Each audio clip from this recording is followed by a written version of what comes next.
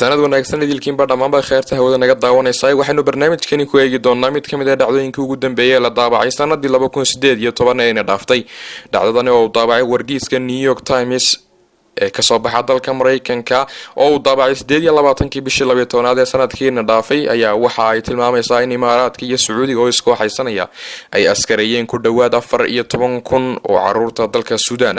waxaana la sheegay in caruurtan laga qaaday dalka Suudaan gaar ahaan gobolka Darfur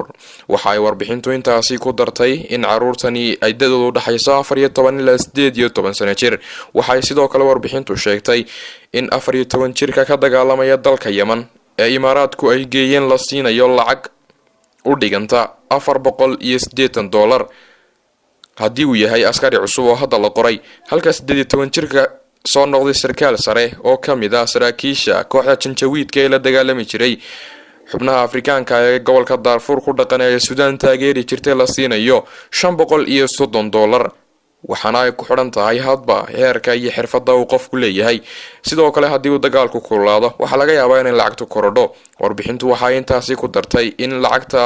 sanad kasta lagu maalgeliyo caruurtaasi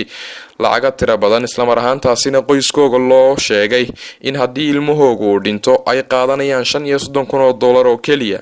oo ay ku bedelanayaan nolosha ilmahooda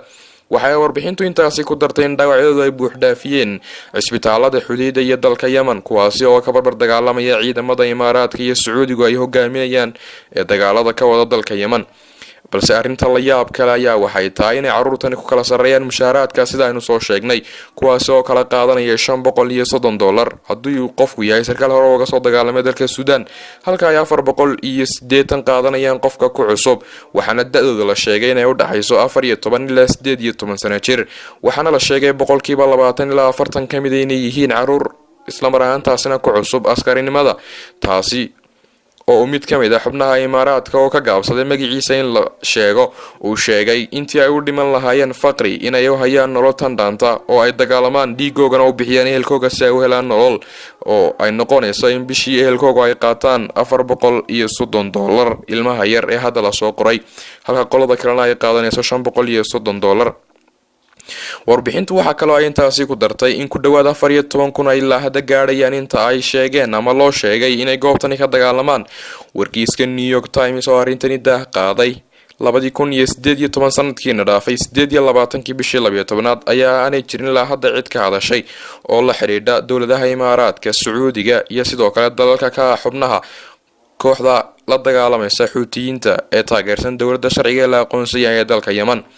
balse arinta la yaab kale ayaa waxay tahay in dhanka Soomaalida qudhooda ay ka jirto tutan lamida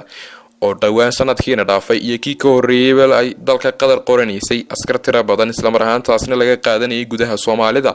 taasi oo tiradoodu gaarayso ku dhawaad 3,000 oo qof waxaana suurtagal ah in haddii dagaal uu ka dhaco gudaha Khaliijka Carabta oo ay isku kacsan yihiin Sacuudiga iyo Qatar iyo dalalka la safan dhanka Sacuudiga ay suurtagal tahay in loo isticmaalo dhalinyarada Soomaaliyeed ee laga qortay dhulka Soomaalida isla mar ahaantaasina waxay warbixinaha qaarintaasi ku darayaan in ku dhawaad 800 oo askari laga dhigay military halka markii hore loogu talagalay inay noqdaan boolis ilaaliya koobka adduunka sanadda 2022 ee ka dhici doona dalka Qatar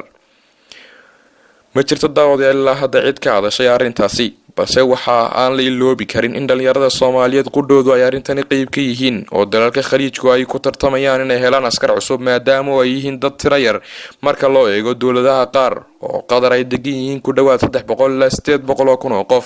halka dawladaha kalena ay doonayaan inay helaan askar ka barbar dagaalanta dhinacyada taageersan sida dalka Yemen oo Imaaraadku doonayo in uu la wareego ama sidoo kale ay badda dekada cadan u wareegto dekada Dubai ee ku taala dalkaasi Imaaraadka Carabta balse daawade adiga maxay kula tahay kaba soo qaad haddii ay dhacdo dagaal noocan oo kala oo isaga hor yimaadan dalka Qatar iyo dalalka ka soo horjeeda ee taageersan Sacuudiga suurtagal ma tahay in la isticmaalo dhalinyarada Soomaaliyeed